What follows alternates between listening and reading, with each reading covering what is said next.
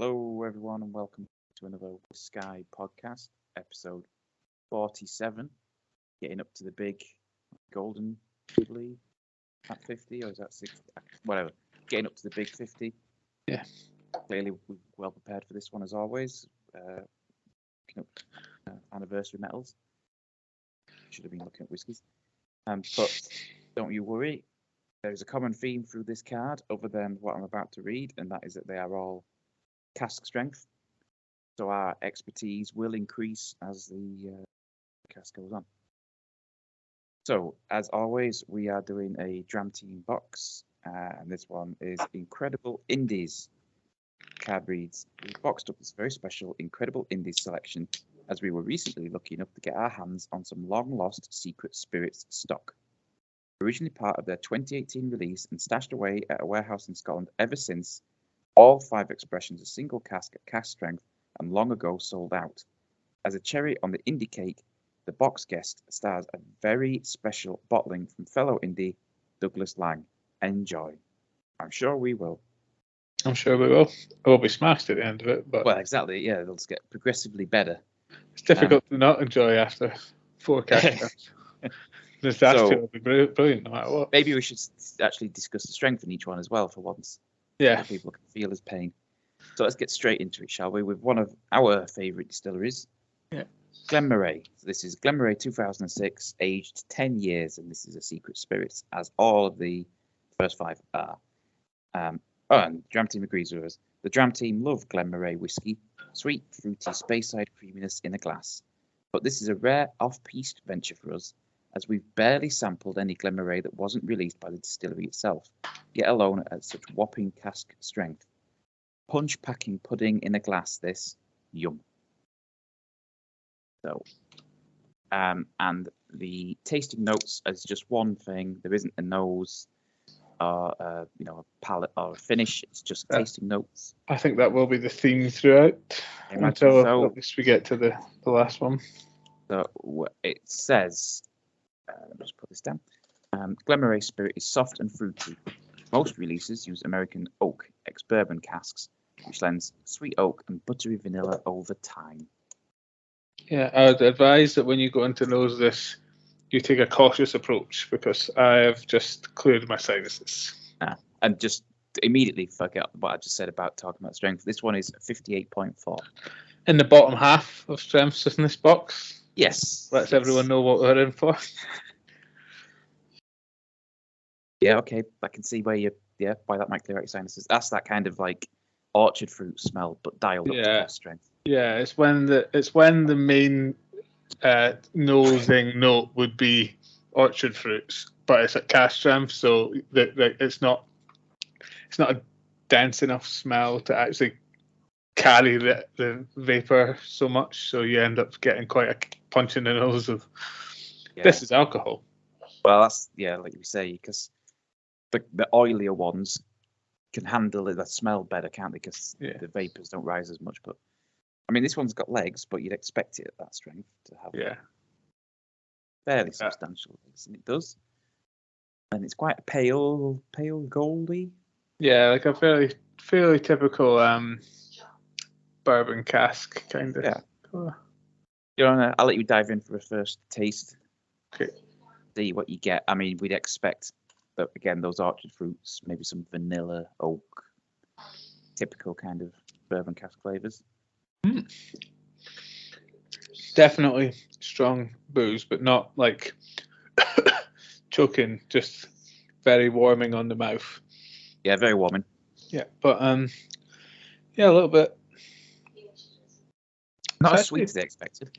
No, it's more savoury. I was going to say it's actually got a little bit of like a nutty, maybe. Yeah, maybe malty, maybe. Yeah.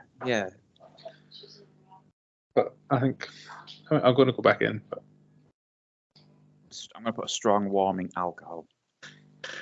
I imagine this is what I was going to say novice whiskey drinkers, but I sounded even more pretentious than normal then. But like new whiskey drinkers, this is probably the burn they get from like a 40%. Yeah. I wonder now. So on a complete tangent, but for a long time, due to misspent youth, straight vodka just made me immediately queasy. But I wonder if now, without the burn, I would be able to enjoy probably not the sort of vodka that I drank when I was a misspent youth.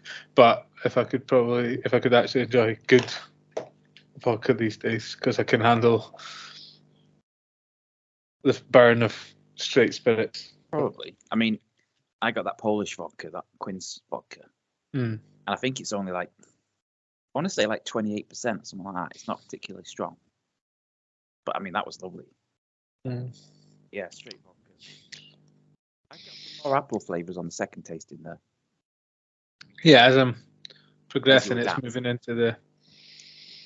Yeah, it's gotten slightly sweeter, but in a sort of creamy vanilla sense. Yeah, because you never did the taste on the first sip, do you? No. Yeah, I might add a little drop of water to what's left. Yeah, you can be a sensible one. Okay, I was just wrestling with it a little bit there. This is going to be a long box, I feel like. Oh, a very sharp box. It's going to feel like. Yeah. Well, we'll see. Yeah. This is a school night as well, just for those of us. It's not that we're still in school, first of all. Don't want to lose our channel. Always in school, always learning. Yeah, school of hard knocks. Yeah, that's us. Says if it's middle class grinding every day. Mortgage and stuff. But yeah. I think that adding the water definitely changed the nose in a way that makes it much more alcoholic. But again, it's another one where I feel like adding water, people say, oh, it completely changes it, and if it's really strong, it makes it better. But I think it only really works. Yeah, it only really works if it's a big meaty one, and then it's okay. But I've never preferred whiskey with water. It just flattens it. You do get other flavors out, but I think it just, I don't know, it just doesn't work for me. Yeah, I would say it goes back more to the savoury flavours. But the finish is definitely more savoury, but you get each subsequent sip, then I got more of the sweetness. Yeah. I think when you add the water, it goes back. Yeah, there's some chemistry in there. We could ask one of his friends. They'd probably be But boom.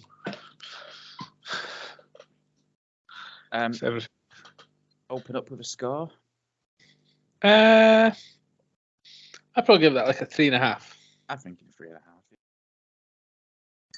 Just it's good, but it's I wouldn't say that it's much like wildly different from a normal Glenmorangie. I don't know if Glenmorangie lends itself too well to cask strength, is my thinking.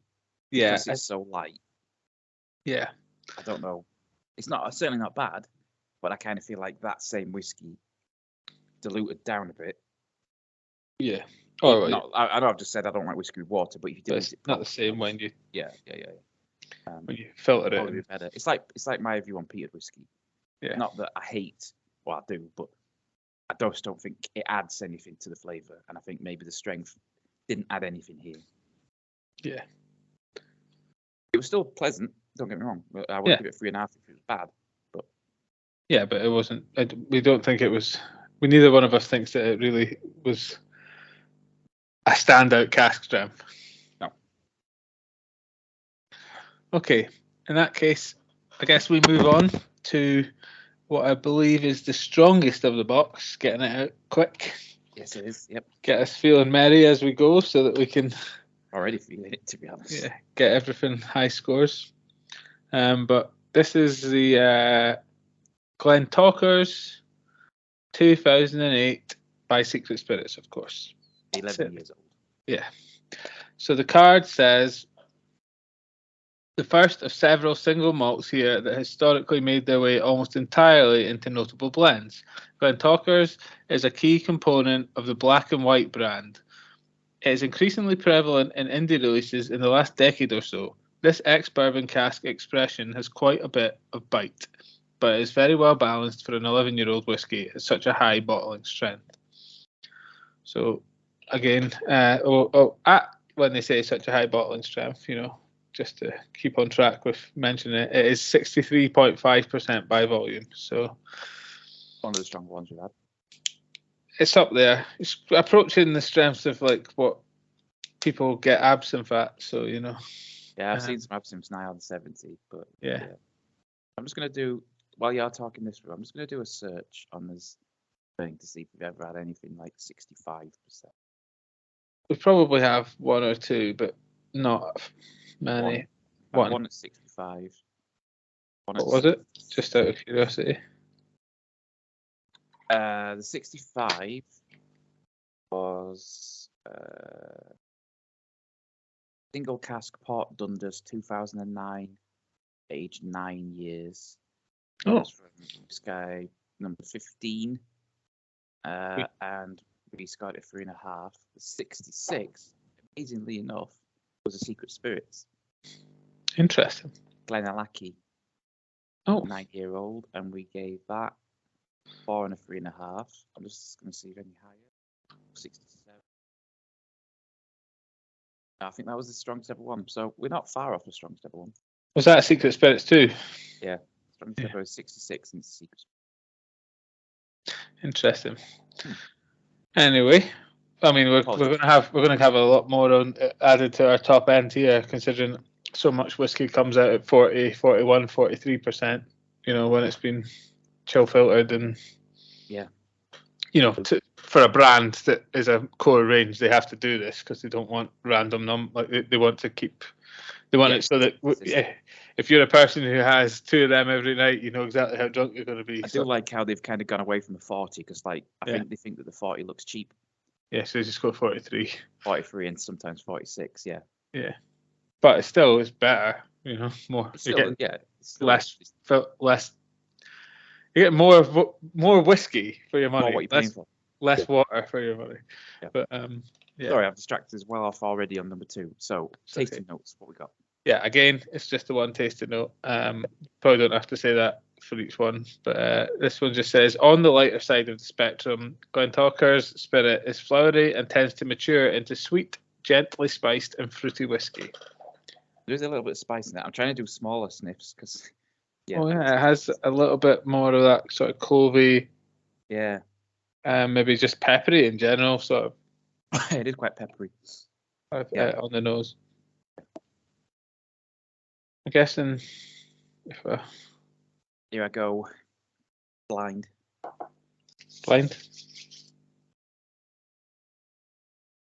What do you think? That handles itself better than the first one. I don't know if it's because I've had the first one. It's entirely possible. This one also it's got quite slow legs compared. Actually, they're not that slow. They're fast enough, but This one feels more oily. It's got that kind of wider mouthfeel. It's definitely spicy down the middle, more pepper again. Yeah, I'm gonna give it a go and see what I get. Maybe a bit of baked goods, a little bit. Oh yeah, it's more like white pepper. Yeah. There's something in it that reminds me of a different spirit, but I can't remember what it is. Yeah, and the finish maybe. I would say the finish is quite sharp for a 63.5%. It's fairly abrupt. You can feel it on the tongue still, but I don't feel it down the back. No. The last one I did, I felt it making me sweat almost because it was so warming. Yeah. This one not so much. It is also currently summer, even though this was a February box, which probably would have went down better in February. It's going down pretty well now, to be fair. Yeah, there's definitely a bit of lightness to it on subsequent tastings. Not really a vanilla kind of lightness though.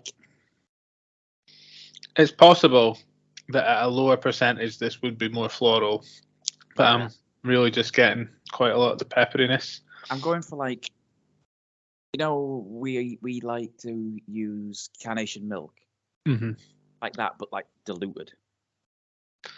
I could get that. Yeah, it's like a memory of carnation milk. Yeah. Yeah. Like how I have milk in my tea. Just show it to the tea. Yeah, exactly. And then. Or like in my porridge. Yeah. Yeah. I was watching a show, one of those weekend cooking shows, and there's like I can't remember what it is. So there's an ingredient they get, which is like more than condensed milk. And it comes out, it literally like pours like treacle, but they basically just evaporated off all the liquid out of milk to leave the sugars, like the lactose and the, whatever else makes up milk. Yeah, my mum would probably know what that is. It's like a baking thing. Yeah. Yeah. But I was like, that sounds delicious. Yeah. Get rid of all the nonsense. Yeah, just creamy sugar, lovely. Like eventually you'll get like crystallized whiskey where they've got rid of literally all the water. Yeah, that's what Brewdog were trying to make when they were trying to make crystallized beer, when they were going for like the strongest percentage. Like apparently, I think the final one they made was the end of history, they called it, and it was like approaching these sorts of percentages, but they were still calling it a beer. But you're like, there's no fizz left in that. Yeah, it's no one's ever going to drink it. You're doing it just for no.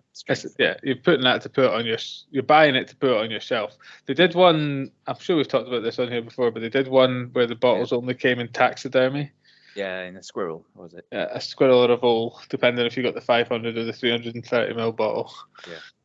But yeah, and that is purely like an ornament piece. He's a weird dude though, isn't he? One of the guys who runs it. Well, yeah, they're all weird and possibly cancelled but managed to survive kind of people. Yeah. They also absolutely are, for a brand that prides itself on punk aesthetics, the most hyper capitalists that sold out their own trend because he couldn't. Yeah. Their co-founder, because he couldn't make the funding round, he couldn't because he was getting a divorce or something. It's like sad, like repeated story, isn't it, of people who set out with one thing and then money gets involved. And like, actually, I quite like that. Yeah, I could just kick you out because you couldn't afford to support this round of funding. Yeah, it'd feel bad, but also like I've got 50% more because went from splitting this 3 ways to 2 ways. But yeah. Anyway, back to the whiskey. This one is, again, probably because I'm drinking a 64% alcohol, but this one is making me happy. I quite like this one. It's before the pepperiness hits, there's like a creamy savouriness. Weirdly, like, you know how cream's sweet, but like that's what I was trying to mean with that like memory of like carnation milk. Yeah, it's like like but it's distant. Yeah, it's almost like like a cream of chicken soup or a cream of something, but not quite. Like, or if you've ever dolloped like a lump of butter in your soup and then got a spoonful that was mostly just butter. Haven't, because I'm not from Scotland. But oh no, it's a thing that some places serve soup with a. Oh, okay. Especially like, tomato, weirdly. It's almost like this rice is just pudding. Rice. Oh, that's better. Yeah. That's what it's like, because it's kind of sweet, but also kind of not. Like plain rice pudding.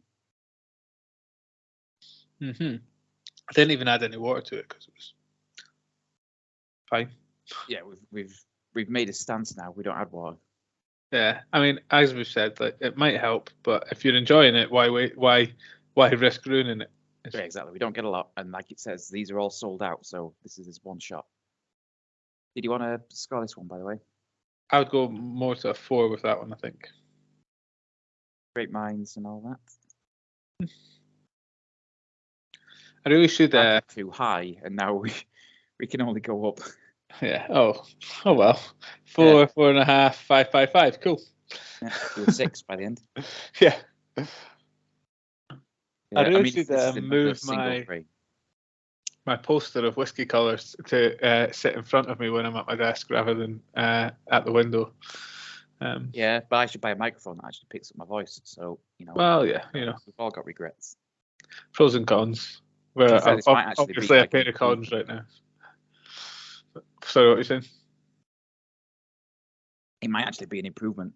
Like, as fans might be like, I love the second season of their podcast when you couldn't hear the Yorkshire one. Great. Just add your own, be like when you listen to ASMR and they just speak to you and then they respond to your answers completely. They don't give you enough time a lot of the time. It's like, oh no. What's your favourite colour? Red. Oh yeah, blue. That's a good colour. What? Yeah. I'll have you know that I would never choose blue. Unsubscribed. Should we move on? We can, yes. So, we're plummeting down the strengths here. Plummeting. Yeah. So this is a Craigellachie 2008, aged 12 years by, you guessed it, Secret Spirits. And from a whopping 63.5% to a measly 62.6%. Don't even know if we'll even be able to taste this one. Probably just it's like a vial of water. Yeah, might as well just pour the tap. Aye, exactly. So this one says, another blend beast. 98% of all Craigellachie spirit makes its way into well-known blends.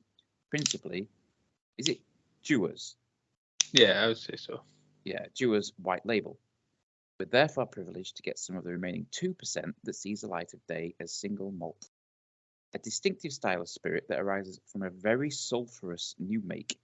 The scent of the still house at Craigellachie does not do the end product justice. Is Craigellachie the one we were at when we? Yeah. Yeah. It's round the back on the road, and you can see the stills. They open up the doors, like the fire doors or whatever. Yeah, it's like next to the Speyside cooperage. Yeah. I mean, sulphurous. So I was talking to someone else who likes whiskey, because I know a guy at work who likes whiskey, and I was in the office today. And he was saying that for him, the Glen Scotias taste sulphurous. He doesn't like them at all because of that. Whereas for me, I would have thought that sulphurous tastes eggy. Yeah, I guess maybe it's that saltiness. Maybe. Like that sea saltiness that you get in a Glen Scotia. I don't think you get much sea in a Glen Scotia, though. Salt, yeah. No, it's less sea than like some of the coastal highlands or like Skye or. I would say most of the island ones have got that sea. Any Talisker, not just Skye. But yeah, some of the island ones are pretty sea-ish. But so, well, let's see if we can detect some sulfur, because it did say that the smell of the new make, the smell of scent of the still house at Craigellachie does not do the end product justice. So let's see. Interesting on the scent. Like sinus cleansing. Yeah, so at least nosy, really. I mean, for something with 62%, it's basically got no legs. No legs, which means it's not particularly oily. Yeah. But also doesn't punch you in the face. Sinuses. Anyway, I'll let you dive in and I'll tell you what the tasting notes say. As previously mentioned, again, it's just tasting notes. It says, Craigellachie malt is very characterful and full-flavoured, heavy and distinctly sulphurous in style as new make, with maturation fruitiness and tropical floral notes emerge. I mean, grammatically, I'm guessing saying emerging. Heavy is probably what helps it, but the ooh sounded good. So interesting, anyway.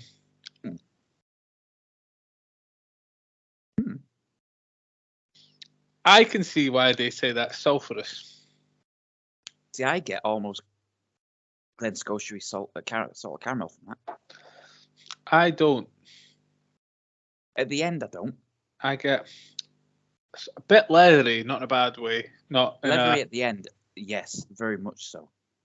Not in a furniture polish way, in a actual, in that what earthy. We had a word for it, but earthiness. Earthiness. Like petrichor, I think was probably the bit at one point. I think it's kind of salted caramel to begin. I'm not getting a salt caramel. I'm getting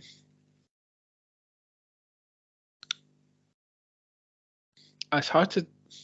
It was that like initial flavour when I was holding it in my mouth was very much kind of like that sweetness and saltiness all at once.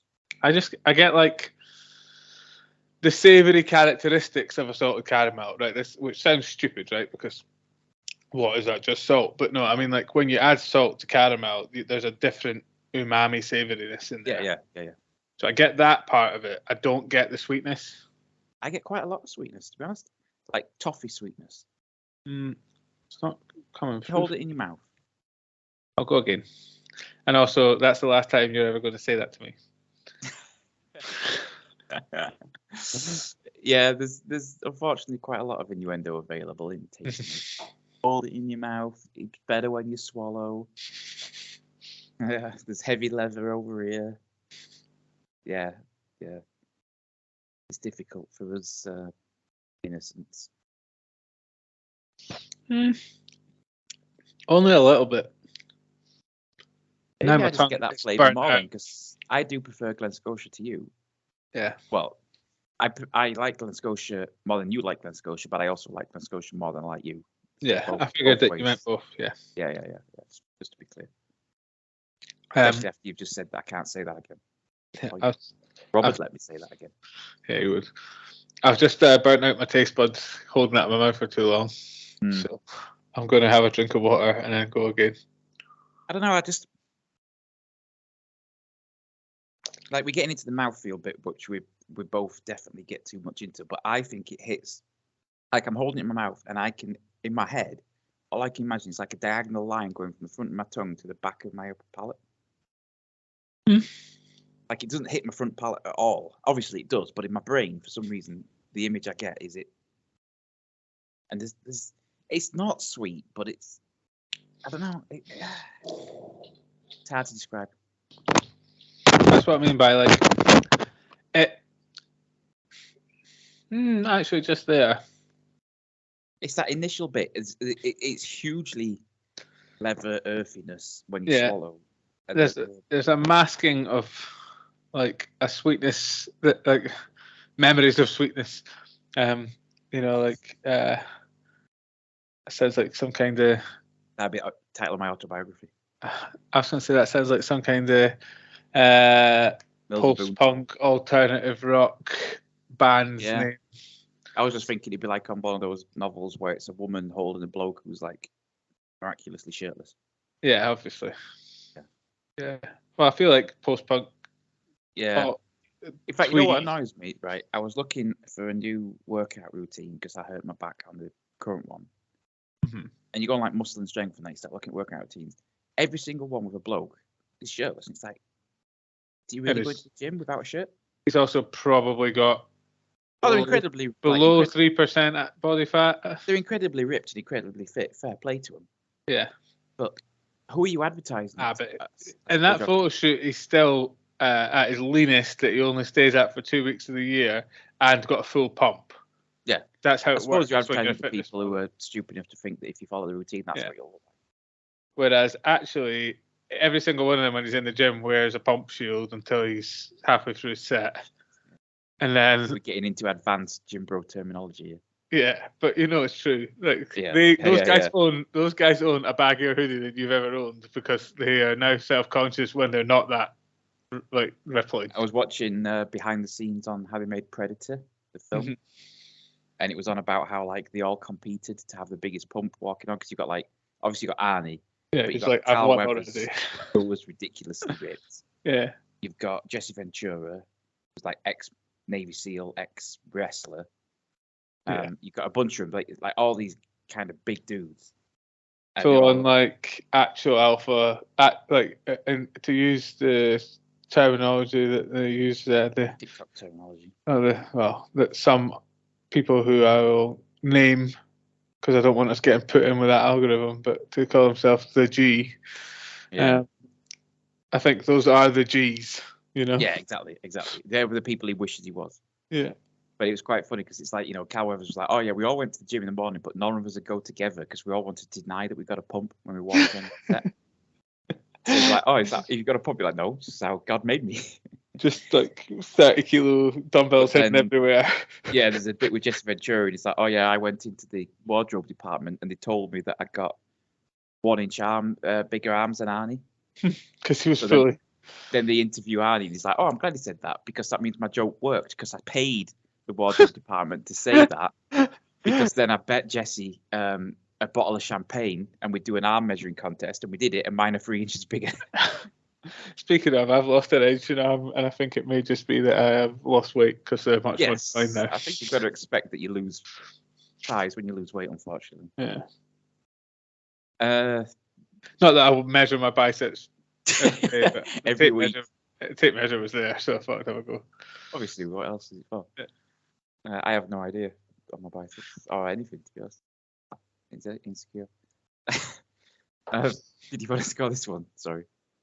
I would like to go for a 3.5 on that. It was interesting, but I'm not sure I loved it. I'm really struggling because I really like that one, but I don't think it deserves a 4.5. So I'm going to go with 4. But I preferred it to the previous one. Well, I mean, have you not got like Glen Scotia double cask is like a 4.5? So. Not that we should go outside of the box, as we say, you know. Glen Scotia double cask for me is a 4.5. Yeah. So. Yeah, it's not as good. Yeah. Few things are. I love that whiskey. I ain't even got a bottle of it. Ridiculous. Well, it's too expensive now. So bad. Yeah. Go winning awards and increasing the price. What about us plebeians? We want to be able to afford it. I mean, we were there. We've been. Yeah. They also lamented the fact that the prices went up in the shop of the distillery. So yeah, she did. It's almost like she was like, yeah, well, my staff discount doesn't go as far anymore. Mm. Yeah. Did I tell you, Jen's friend works for... Is it Diageo? I've forgotten again. But yeah, basically... You did tell me that she works for one of them, yeah. Yeah, they get part of their... instead of like part of their salary or their benefits package in inverted commas is they just get given like a booze allowance so they can like order like spirits and wine and stuff. We'd be dead. Oh yeah, I mean it's like here is free money but you can only spend it on alcohol. Yeah, I mean we would just be dead. Yeah, I'd like give me all the whiskey. Yeah, I mean to be fair, they basically made their wedding into a 3-day event where they provided the booze for day 1 and day 3. So, nice. Yeah. I do want to talk more about that, but we should probably move on. I just noticed there is a spelling mistake, either the card or the label. This will be why I couldn't find it on Google. Let me have a look. See if it's almost definitely the card because that sounds like a word. Yeah, it is. Yeah. Yep. So on the bottle. Chris, your quality control here. I get it. It's a long word, but you know. As a Scot, you're offended that they can't get the Gaelic right. It's more that we're 3 drinks deep and we still caught this, so you should be employing us by now. Yeah, we should open a distillery already. The bottle here says Achenderum, which isn't right. It should be Ochenderum, which is an AU, not an A at the start. 2011 by Secret Spirits. So Ochenderum is peated malt distilled at the Highland Distillery of Glenglassaugh, a site that fell foul of widespread distillery closures in the 80s, restarted production in 2008. This 2011 release was finished in a Sauternes cask, which which is a sweet French wine, and I've had Sauternes cask before, and they are usually very good. Yeah, you do like your whiskey. Your whiskey, yeah, but also your wine cask. Yeah, but Sauternes is like on the cusp of being like a brandy sherry. I think. Okay. I'm pretty sure. I can double check that, but yeah. Sauternes is a sweet French wine that tends to add sweet notes of honeyed fruit, a nice contrast to the peated spirit. So you do get a little bit of smoke on the nose, but there is quite a lot of like sweet baked goods. That's good. So like, are we talking like cinnamon buns or like I'm like thinking more like dried fruit, Danish. or I mean, cinnamon bun and a Danish. Yeah, but I'm just getting a bit of fruitiness as well. Yeah. I suppose I was thinking of like cinnamon bun with the raisininess in it. Sometimes you get them. Like they shouldn't, but you do get that. But yeah, every time we drink whiskey, we talk about like cinnamon buns and stuff. Yeah. I just don't you just get get any. one and have it. I don't. It's hard to get them around here. I mean, you can always get that big square one you get at Costa, but yeah, there's a place that posts them, but you have to buy like 6, and then I just get that. just eat 6. I would just eat 6. I mean, we bought 5 donuts yesterday, and there's none left. So, and I'm technically on a diet. I baked 12 pecan and chocolate cookies and ate them all in 2 days. Yeah, it's almost like you think that you have willpower until it's sitting right in front of you. And then I only have willpower when there's nothing there to actually tempt me. Yeah, well, that's it. But you have the willpower to be in the shop and not buy it. But you don't have the willpower to be sitting in your house bored and be like, I'm not going to eat that thing. Sat there staring at me. Yeah, after you get over the booziness, this is quite peated in the nose. It is quite peated, but it's quite a pleasant smell. Yeah, it's like a meat smoker. Yeah, it is like cured meats. Right, I'm gonna dive in. Okay, so the tasting notes say, the strength on this one is a measly, second lowest in the box, measly 58.3%. Basically water. Yeah, there's no alcohol burns this at all. But no, that's not the alcohol burn. I know.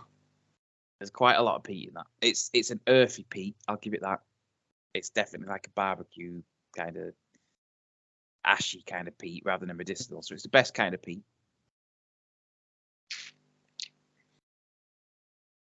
Yeah, very smoky on the back end, but it does have the meatiness at the front. Yeah, it's as peat goes, this is the least worst. I would say, and it's actually in the front end. It's like a smoked ham, like a. Did you do the taste notes, by the way? Pardon? Did you do the taste notes? Or did I interrupt you? We did, yes. No, I'll read it anyway. Going glass and you make spirit tends to be medium weight and very fruity with heavy honeyed floral character. Here, expect smoke from the peated malt and a boost to the sweet honeyed fruit notes thanks to the Sartauner's cask. So I didn't do it because I didn't remember all of that. But there's a little bit of honey in there, maybe. Yeah.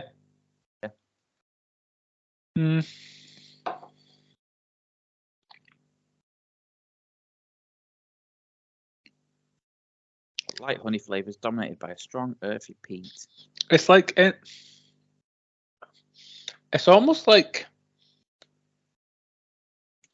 burnt ends or something like that. No, it's not beef. I know what you mean. It's like a caramelized meat, though. You know. Yeah, it's like it's just gone one step too far. It's like you've glazed it and glazed it and glazed it in the barbecue, and then you went away for about 5 minutes too long, and it started to char.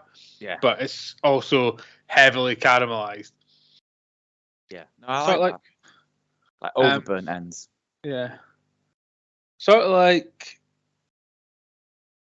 No, I was going to say there's this thing, a recipe I had that when you fry off the chorizo and then when you finish it, you put in like a teaspoon of rice wine, and it basically just glazes the cinnamon. It glazes this chorizo, so it comes all, and then it becomes really. It's basically candied chorizo at that point.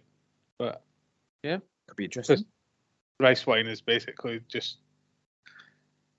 It's very sugary. Yeah. We had rice wine at 7 Lucky Gods, didn't we? Yeah. Oh, did I tell you there's a 7 Lucky Gods in Newport now? That's good. I'd like to go there. Yeah, next time we visit, we'll take you. Yeah, go and spend lots of money on Korean fried chicken. I think part of the reason that was, I mean, it was really nice food, but I think also we just had a really good time at that. WhiskAYE, yeah. I mean, we could probably have a pretty good time in Newport. Just at Tidy Rebel or with Dad. Yeah, absolutely. We both do like beer as well, everyone. like Yeah. quite significantly. But Yes, yeah. I mean, whiskey fanatics, but both could easily also done this with beer. yeah, we could have probably. I mean, it would have been a much longer podcast, and I know that sounds ridiculous, but if we'd have done this over an 8-bottle beer 52, it would have taken us.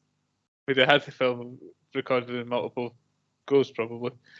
You just happened to hit on toilet the breaks. best alcohol-based product ever invented, which is obviously Dram Team. Yeah, I would agree. Beer 52 is actually quite good, but the worst thing about them is when you phone up to cancel, they offer you a free box. Such a pain to cancel. And you're like, well, I'll take the free one, and then you don't remember to cancel. Yeah, the beers are generally above average, but yeah, they're such Yeah.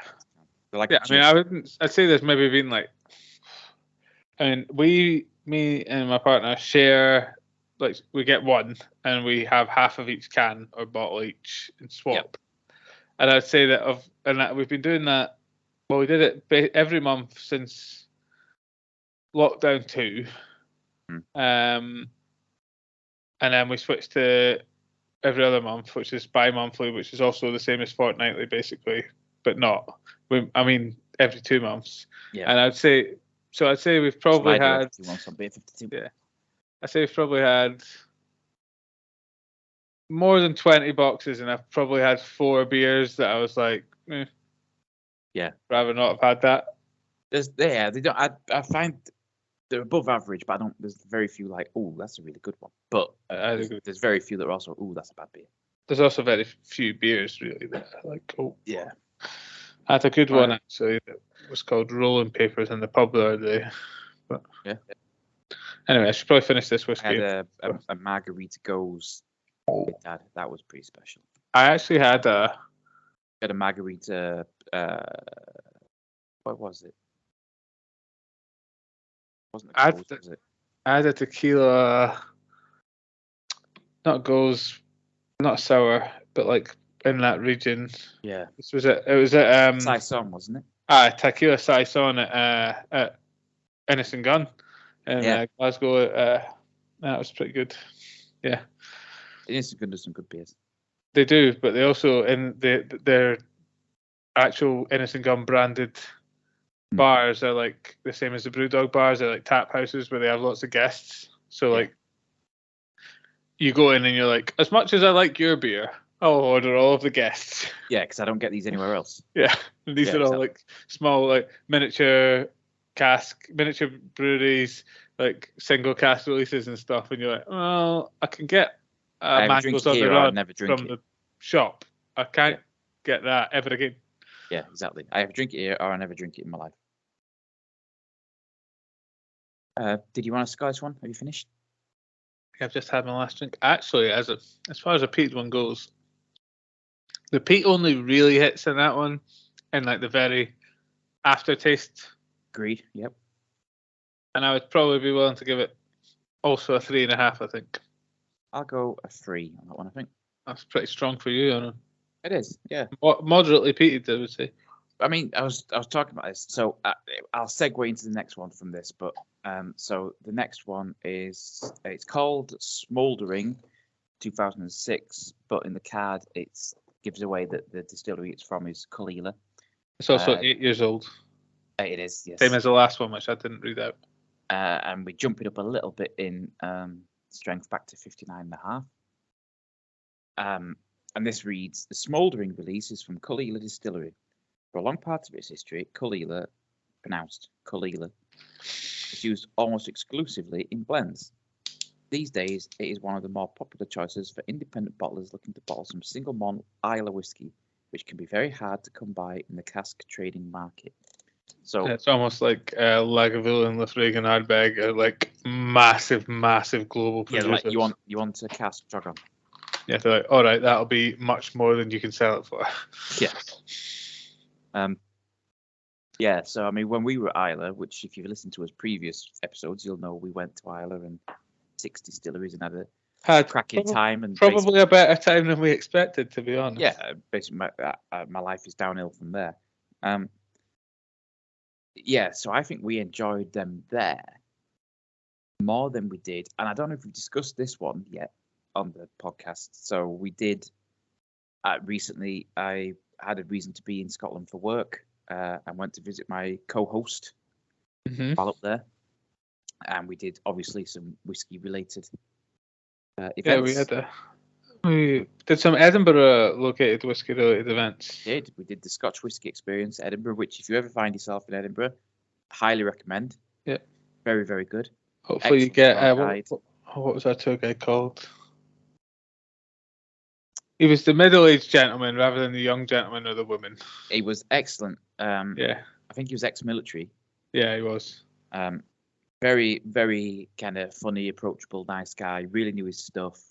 Made it all come alive. They've got some really cool augmented reality stuff, and then they've got this ridiculous vault of one of the world's largest private collections of unopened whiskey. And if you do the gold tour, you get to taste 5.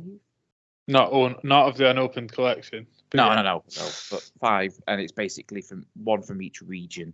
Yeah, so a Highland, a Speyside, a Lowland, a Islay, and Campbelltown, yes. Yeah.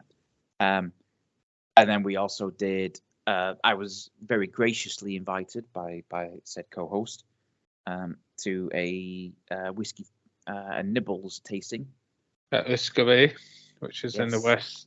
Which again, if you like your whiskey and you're in that area, highly recommend. Really very nice bar. They also do whiskey and beer pairings, which really cool bar, nice food, really cool setting.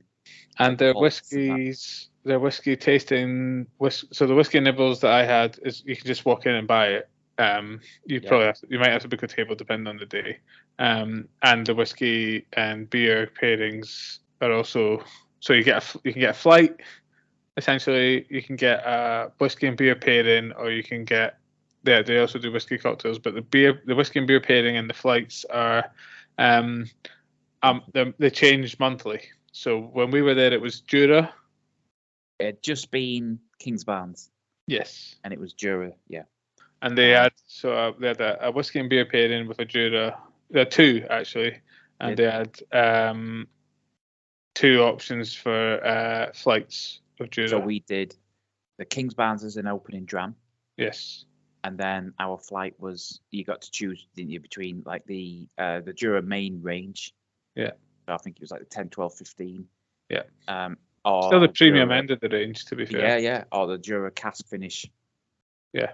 Different cask. So we took the cask finish because we're snobs. Highly recommend both of those as visits. Obviously, with the Scotch Whisky Experience, you've got to accept the fact that you're up on Royal Mile in the tourist area. So there are options if you're in it quite far in advance. There are options to have a whiskey and food pairing at the end. It's the Platinum tour, or there's a Scottish Fair tour, which is essentially the Platinum tour, but you get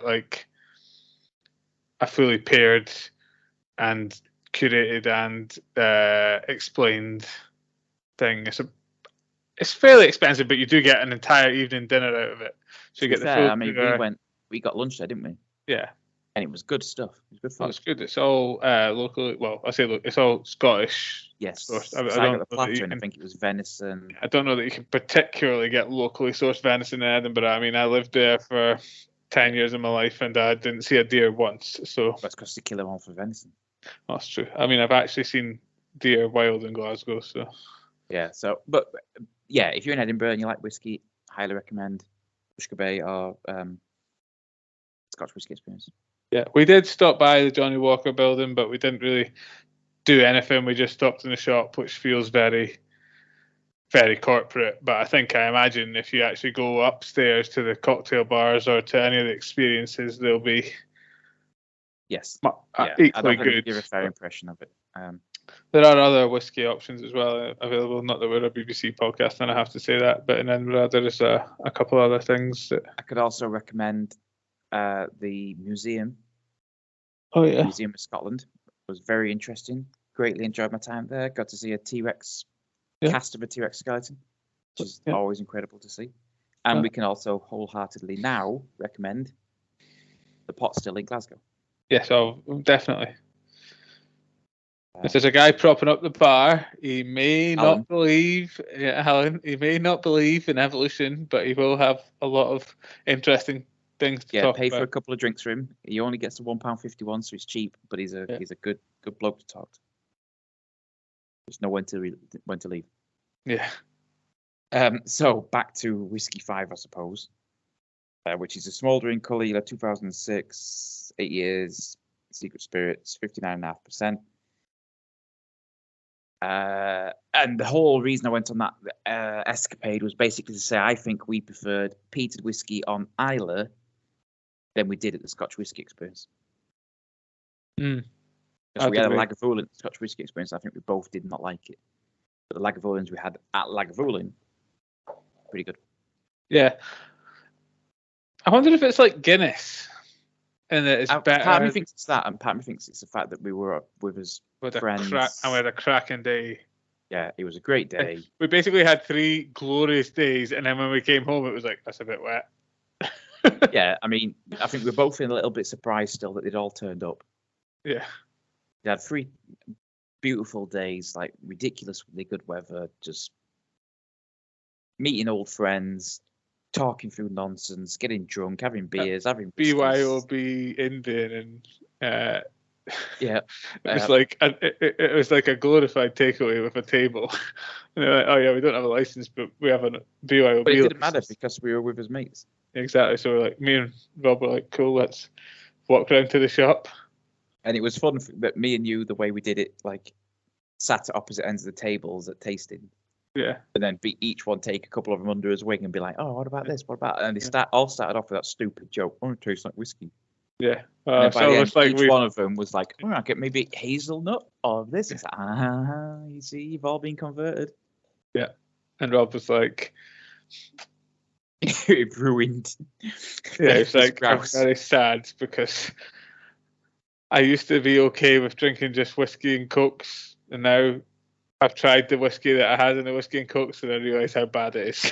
Yeah, it just tastes like crap. You've ruined it for me. It's like, yep, sorry. You've had good whiskey. At some point, Rob, actual good whiskies will start to taste like meh. Yeah, that's the problem. Keep increasing. You just go, everything's a 3. Right, yeah, 3.5. Do you want to dive in for a tasting? I'll tell you what you should get in the tasting.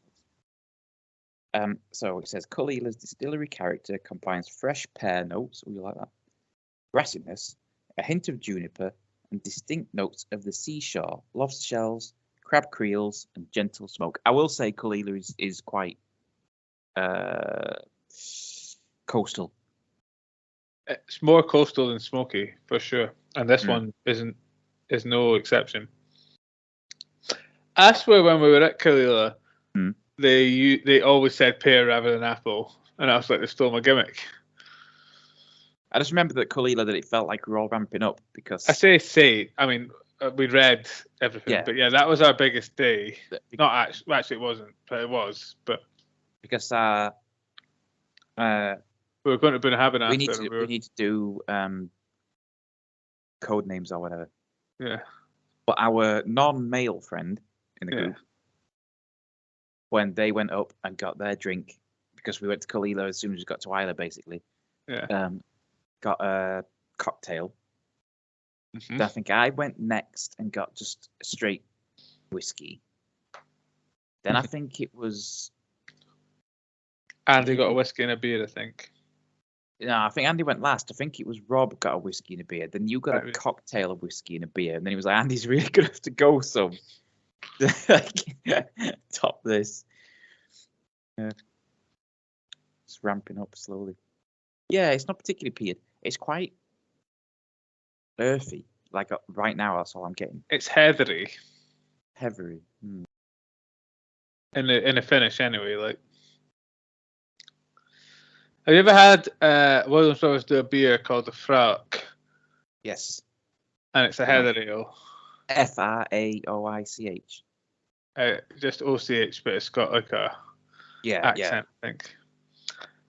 But yeah, it has that. So the heatheriness in that, I think, is similar to what I'm detecting. But it is very coastal, I would say. It is very coastal, yeah. It's definitely a seaside whiskey.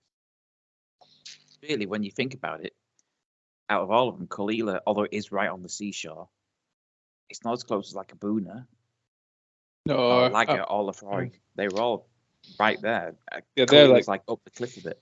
yeah, it's like, oh, you can see me from the shore. Yeah.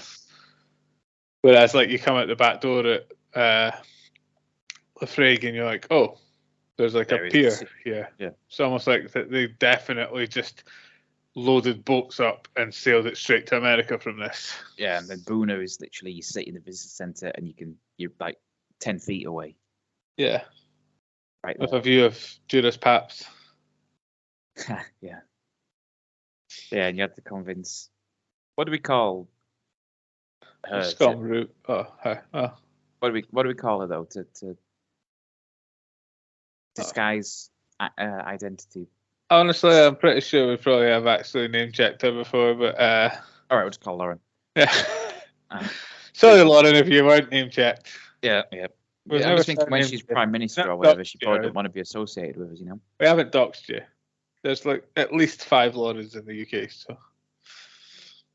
Yeah, probably more than 10, less than 70 million, Yeah, somewhere in that range. somewhere. I'd hope it's less than 70 million. Otherwise, I'd be really disappointed that every time they do that, what's the most common first name? People are like Dave. If it was more than 70 million, it would definitely be Lauren. Yeah, there'd be a lot of blokes named it as well.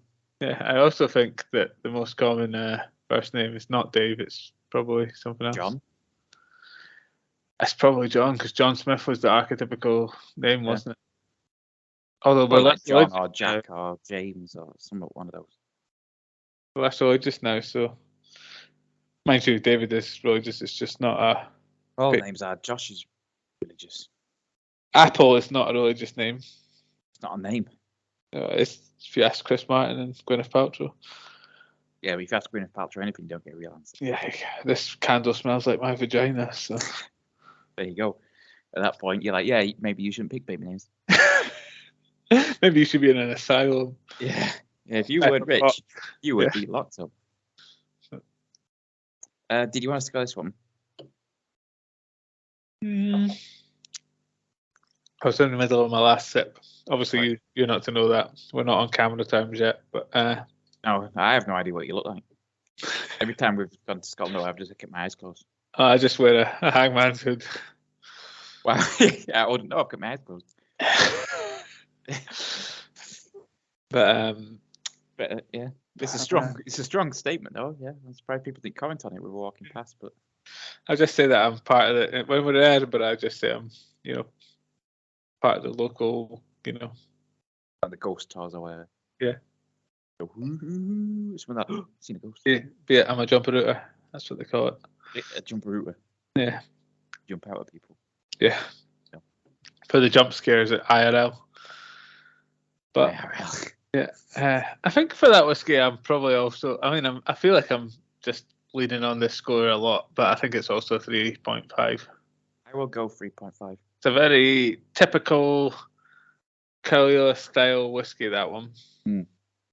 But to be fair, what I quite like about this. I mean, I know they're not a thing now. I'm pretty sure, but what I quite like about the Secret Spirits is. But if they're not a thing, I think these are just casks that they released a long time. Might be, yeah. But what I quite like about it is that you generally do just get, for the most part, an impression of what the spirit of the distillery that you've picked is like. Yeah, it's like they've not tried to make their own thing.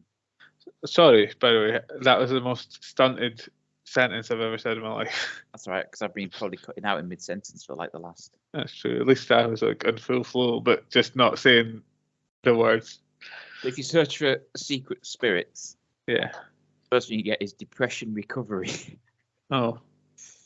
Hey, well, I mean, it's probably a good way to get over your depression, becoming a alcoholic snob. No, the alcoholism's not a great way. But they don't show. I mean, see, so these are the retreats: Secret Spirits Depression Recovery Retreat. A week-long retreat will set you back £850.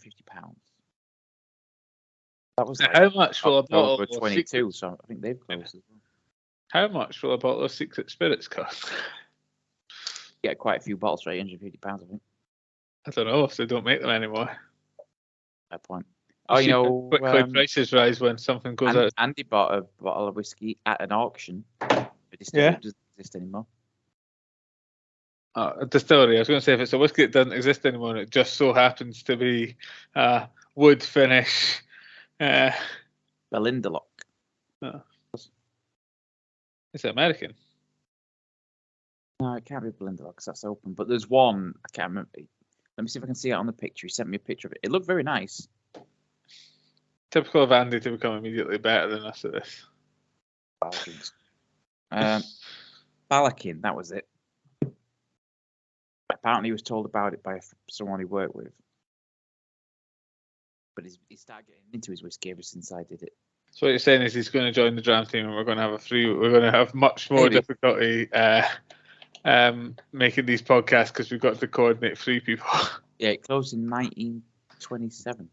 Oh, that's old. How much do you pay for that? Like 80 quid. Is there any whiskey left in the bottle? Aged 13 years. It looks fairly new. Edredor reinvigorated the brand, so maybe it's one of those. Yeah, because it was bottled in 2004, so it was laid down in 1991. I think Edredor revived the brand, but then closed it again. Ah, right. Wait, what? Distilled in 2004, bottled in 2018. Only 398 bottles. I mean, and it's only a 50 centilitre one as well. So it's probably quite a small cask then, like a sherry bottle or an not a hogshead. An octave, yeah, one of those. Yeah. Sherry pipe. Yep. Right, the one I've been looking forward to. Well, I mean, if it's not good at this point, then it's terrible. So if we don't enjoy it, it's probably a 1. But we're on to the non-secret spirits of the box. It's got what? All 3 nose palate finish. Yeah, because it's they actually released those for Dougie Lang, but it is a Douglas Lang extra with not an E, just XTRA, so it's edges from the 90s. It's cool. Or early 2000s. Old Particular, Port Dundas 2000. It says on the card, our guest of honour in the Secret Spirits Focus box is the single grain gem from Indie Faves Douglas Lang. I think it said gem then, that was good. What? You said it really well. That wasn't like sarcasm. Sorry, normally my pronunciation. No, I wasn't trying to undermine you. That was legitimate. I like the way you said gem then. Yeah, it was good. This Port Dundas was distilled in February 2000 and matured for 21 years, exclusively in refill hogshead. For mature about grain as long heads, as we've been alive, in it 21 years, roughly. Yeah, about that, roughly. Yeah, give or take. For mature grain heads like us, this is a little drop of heaven. Mathematically, we've definitely been alive longer than... Geologically. No, just because otherwise we were breaking the rules when we started this. I think. Yeah, don't judge us. Don't arrest us, YouTube police. Yeah, but But geologically, we're closer to 21 years than say like 2000. The ice age. Yeah,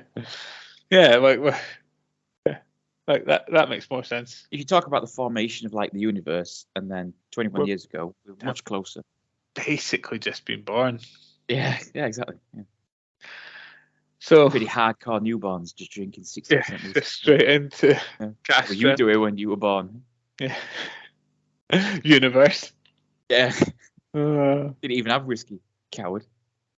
I mean, there probably was like, accidentally some alcohol. There was alcohol, but it wouldn't have been like aged in an oak barrel.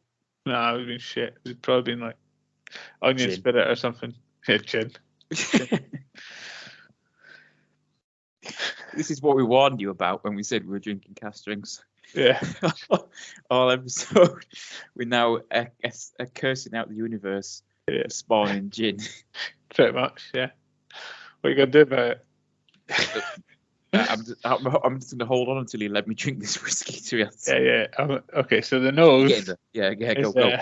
Vanilla fresh on the nose with buttered hot cross buns. Rap name. Vanilla fresh. Vanilla fresh. It's like worse than vanilla ice. I think it's like newer than vanilla ice. Yeah. Yeah. The industry would have you believe that vanilla fresh is better than vanilla ice, but vanilla ice provides just as much macro and micronutrients as vanilla fresh. But yeah, vanilla fresh on the nose with buttered hot cross buns and a hint of orange zest. That took a lot of work. I'll applaud you for that. I had to tell a joke once I thought of it. Well, yeah, because I said that. Yeah, exactly. Can't go unanswered. Not how tennis is played. Doesn't like you have an ace. Yeah. I've never had one in my life.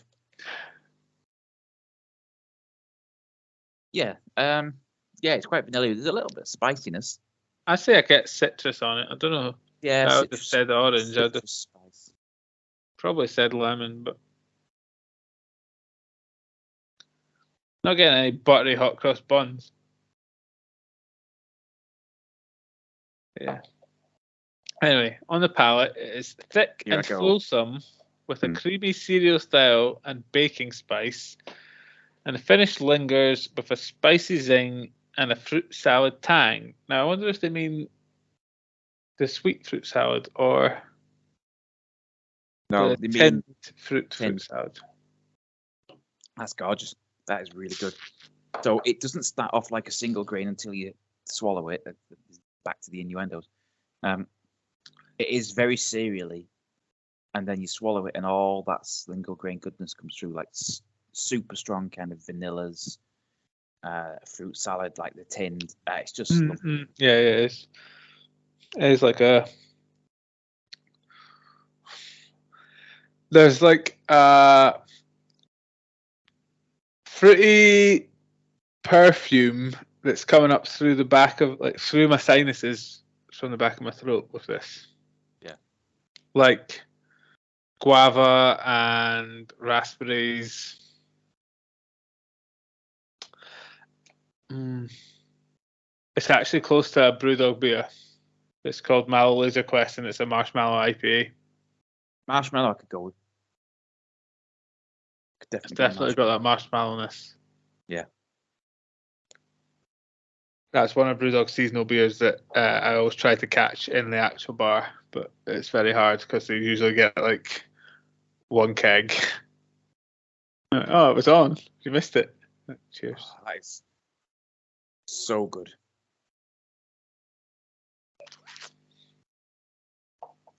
All that single grain goodness comes through. It's just, yeah. That's why I like single grains, these flavors. They always have like a zing, and then yeah. But they do tend to have like this, like, they're never all. I get that why you like it. They're never all like. It's not like, okay, this is a single grain because they all taste the same. They have like a field of flavors that they take from. They do, but I think they've all got that kind of really strong vanilla-iness connecting it. Also, like, you can get a single grain, like 20-year-old, for like half the price of a 20-year-old single malt. Yeah, which is ridiculous because it's easier to make. Just people don't. It's not a. Marketing, no marketing, yeah. Single grain seen as an inferior product, which is great. To anyone listening, it is an inferior product. Please don't buy it because it'll drive the price up. Yeah. Oh, single grain shit too. Yeah, it's terrible. Sorry, what was I saying? Yeah, terrible. Much prefer single malt. Oh, that's lovely. Right, I've finished that one. Have you? Yeah, me too. It wasn't. I would have liked to have had a full one, but. Indeed. Do you want to score that one? I'm gonna give that 4. 4. Yeah. I'm going 4.5. I thought you might. I'm on the fence. I feel like we can predict each other's scores at this point. In most. I feel like I want to say 4.5, but I feel like it's because I'm drunk and generous. Yeah, I mean, yeah. Giving it the 4 because probably is. I am. I know. I feel like in your wheelhouse of what you like, a 4.5 is probably where you would be on this. Yeah, I think single grains. There's, like I expect you to give a wine cask finish like an half or a full point higher. Yeah. You expect me if it's like a salted caramelly or a single grainy to go higher. Yeah. We know. And then we both do that if it's like a sherry bomb. Yeah, if it's a sherry bomb, I'm like, ooh. Yes. If this was any other whiskey, this would be a 3, but it's a 4. Yeah, exactly, because it's better because it's a sherry bomb. Yeah. Yep. It's objectively better, and everyone's like, "You mean subjectively?" You're like, "Yes, objectively." Objectively, it would be subjective if it was you. Yeah. But as we are bona fide whiskey influencers, it's objective. It's objective. Yeah. Exactly. So. That was all the whiskies in this box. Yes. We are both quite drunk. Yep. Hopefully you enjoyed this episode as always. Hopefully, because otherwise we've just got drunk on a weeknight for no real reason. Well, we got drunk to get drunk. Yeah. Hopefully we enjoyed it because, pretend like we do it for them. Oh, yeah. We hate whiskey. We do it for you. Suffer. We do what we want for you. Yeah, exactly. We drink what we want for you. Yeah. Please tell all your friends to subscribe because if we can get up to a decent number of subscribers, we might get free whiskey. I mean, because it'd be good for them. Yeah. And we will see you in the next episode. Yep. See you later. Bye. Bye.